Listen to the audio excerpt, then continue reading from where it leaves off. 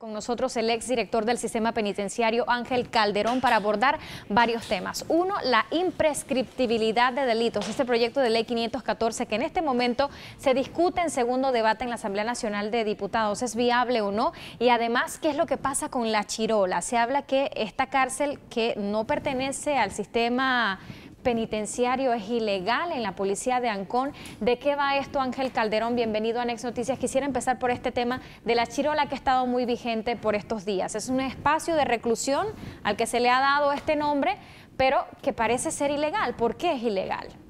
Sí, buenos días ante todo, Lupe. Mira, cuando tú hablas del tema de la llamada Chirola, que en realidad es una preventiva dentro de la Policía Nacional, tú encuentras que estas preventivas no solamente la tienes en la Policía Nacional, también la tienes en la DIJ, que es un componente de la Policía Nacional que le llaman transitorio, que de transitorio no tiene nada. Pero cuando tú te vas a la estructura jurídica, si es legal o no es legal, tú te vas a encontrar con que un 45% de las cárceles panameñas están precisamente en lo que anteriormente eran cuarteles militares. Hoy día, centros de policía. Tú te encuentras por lo menos en Chitré. La cárcel de Chitré está donde está la policía. La cárcel de Las Tablas está donde está la policía de Las Tablas. La cárcel de Penonomé está donde está la policía de Penonomé. Son de veintitantas cárceles, 23, 24 cárceles. Tenemos que 7, 8 de las grandes están precisamente donde han sido cuarteles. Pero vamos a lo que es el caso de La Chirola. Pues, históricamente, el Ministerio de Gobierno, que anteriormente regentaba el sistema penitenciario, se divide y nace lo que es el Ministerio de Seguridad. El Ministerio de Seguridad se lleva a la policía y el Ministerio de Gobierno se queda con el sistema penitenciario, pero con esta estructura penitenciaria donde los cuarteles prácticamente fungían de cárceles. Ante la situación de la criminalidad, las pandillas, las bandas, crimen organizado, el poco contexto de lo que era el conocimiento de los civiles en el manejo de las cárceles, llevó a que la población penitenciaria, los que fueran líderes de pandillas, tuvieran un dominio dentro de estas cárceles y desde adentro se proyectaran muchos delitos hacia afuera, verdaderas universidades del crimen, como se llamaron. Es ahí entonces que, para evitar que esos líderes de pandilla, líderes de banda pudieran seguir transmitiendo su control al resto de la ciudadanía desde unas cárceles, entonces tú te encuentras con estas chutras que están prácticamente dentro del cuartel, custodiadas las 24 horas por policías que supuestamente tienen una mejor preparación para lo que es el trato con esta criminalidad, con este tipo de criminalidad. En el caso de La Chirola, ¿por qué se usa para cumplir penas si no es una cárcel? Por ejemplo, en el caso de Pelenchín Caballero. Bien, no debiera utilizarse para cumplir penas, pero recuerde usted que ya el cumplimiento de la pena está en manos del Ejecutivo. Cuando una persona es condenada, le corresponde al Ejecutivo entonces velar por ese detenido donde lo va a tener. Y es una facultad del Ejecutivo, principalmente del director del sistema penitenciario, en atención a la persona donde la va a poner y bajo qué criterio lo va a mantener en un caso, específicamente en un caso como este. Si lo va a mantener en la policía, en la llamada chutra, o lo va a mantener en cualquier otro recinto penitenciario. Pero no es ilegal tener a alguien allí, por ejemplo, estando un vacío, esta Chirola no es una cárcel, no pertenece al sistema penitenciario, ¿no debería ser al menos algo transitorio? Sí, la ilegalidad está en que, he tratado de resumirte de que por cuestiones de seguridad, en algunos de estos lugares se han mantenido bajo proceso o ya condenados individuos de alta peligrosidad para evitar que transmitan hacia afuera mensajes de sicariato, todo tipo de mensajes que envían estos llamados líderes de pandilla. Claro. Pero tú ves que la idea, el nacimiento de esa Chirola era para mantener a este tipo de personas aisladas, no era para mantener al amigo mío, no era para mantener a cierto tipo de persona allí bajo cierto tipo de parámetros, sino más bien era para combatir algo. Ahora, ¿tiene mayores privilegios quien está en La Chirola versus en una cárcel oficial? No, por el contrario. Es que tú tienes que ver si realmente está dentro de La Chirola, porque si es dentro de La Chirola, créeme que ahí no hay ningún beneficio de nada.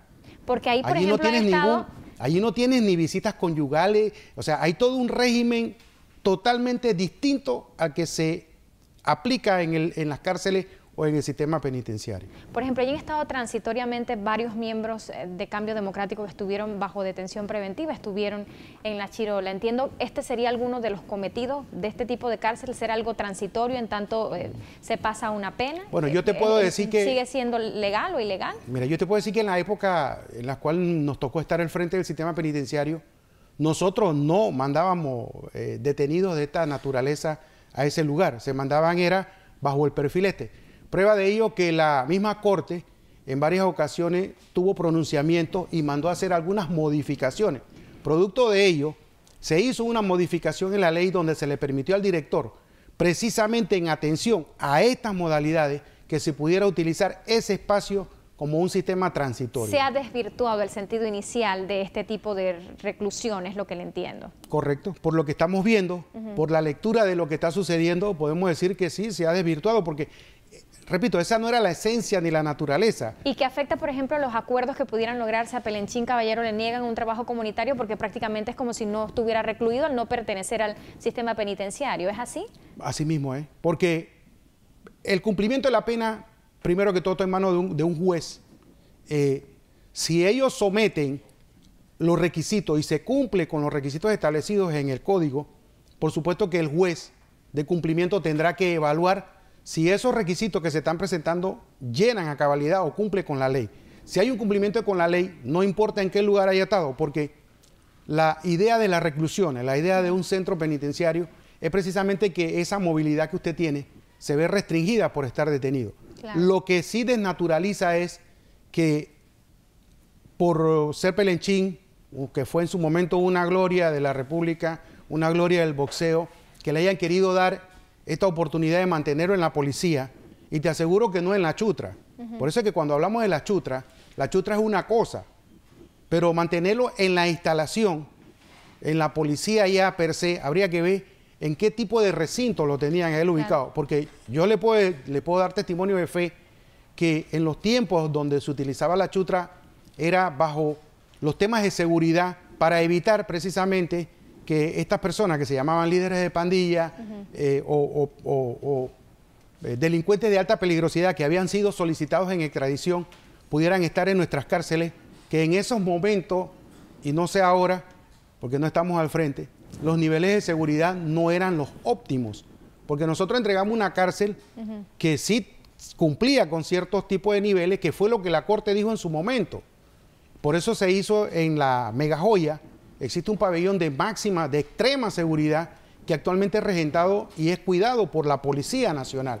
Así es que cuando usted ve esta situación, usted se queda, bueno, ¿qué es lo que en realidad está pasando? Y no podemos hablar más allá porque no somos parte de esa estructura ni poder decirle qué es lo que hay o no hay en ese sentido. Lo que sí es que no es consono con lo que, para lo cual se creó. Quiero finalizar pues el tema de La Chirola, nos queda poco tiempo, no quiero que se vaya sin consultarle acerca del proyecto de ley 514 sobre imprescriptibilidad de los delitos. ¿No viola esto acuerdos internacionales y por qué los diputados se estarían dando un tiro en el pie? Es lo que han comentado muchos en torno a este proyecto de ley que está en discusión en la Asamblea. ¿Usted le ve viabilidad o no al mismo? Bueno, mira, cuando tú hablas de delito, que tú hablas de la prescripción de los delitos, precisamente los organismos internacionales te dicen a ti, hay varios convenios en materia de derechos humanos te dicen a ti, que la ley tiene que tener un tiempo. La ley debe ser consona con los actos que se cometieron. Entonces, si tú vas a irte en una ley donde los delitos quedan a libre albedrío, donde vas a esperar años, o mejor dicho, no van a prescribir, entonces eso choca con ciertos convenios internacionales que te dicen a ti que la ley tiene que ser en un tiempo oportuno. Ahora, quizás se ha querido tomar la práctica o se ha querido establecer algunos parámetros, como fue el caso de los delitos de lesa humanidad, razón por la cual se entiende este tipo de acciones o este tipo de delitos se hayan declarado imprescriptibles. Pero no podemos bajo ese paraguas decir ahora que vamos a meter en esa misma urna o bajo ese mismo contexto o instrumento jurídico todos los delitos y decir que, bueno, prescribirán nunca. Así es que habría que evaluar dentro del contexto la naturaleza, la clase, la calidad del delito, porque ahora se habla de que no, los delitos de corrupción no deben prescribir. No se puede, por ejemplo, seguir contratando con el Estado, hay que hacer modificaciones. Correcto, hay que hacer toda una serie de modificaciones. ¿Viable o no este proyecto? Es viable porque acuérdense que ellos son los que deciden. Y si hay mayoría para aprobarlo... ¿Tendría, por ejemplo, el panameñismo intenciones de hacerlo? Por supuesto, harían unas modificaciones, vendría después la firma del presidente, harían... O sea, nos pasaríamos en este jueguito quién sabe cuánto tiempo, porque todo es al son de la canción que esté de moda. Claro. Entonces, como queremos... Nosotros tenemos que ser muy conscientes de qué es lo que se quiere cambiar o en qué sintonía nos queremos poner. Estábamos hablando de unas cosas y de repente saltamos a no, salta la liebre con el tema de la imprescriptibilidad de los delitos. ¿Por qué? Porque en este momento, si es un tiro o no es un tiro, ellos sabrán.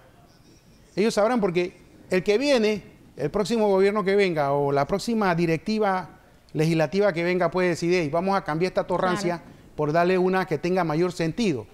Porque ya, ¿cuántas veces más vamos a meterles a la ley todos estos cambios que en exabrupto, en 2 o 3 años, vuelve y cambian todo de nuevo porque no funciona? No, y que lleva ahora modificaciones al Código Procesal Penal, a la Ley de Contrataciones Públicas, por ahí hay un lleva y trae, dice Bey Valderrama, que Pedro Miguel tendría miedo, Pedro Miguel se la echa a los panameñistas y así están las cosas. Ángel Calderón, gracias por estar con nosotros esta mañana, exdirector del Sistema Penal Acusatorio, hablando del sistema penitenciario, oiga, ya le estoy cambiando el cargo, hablando de estos temas de interés nacional. Vamos.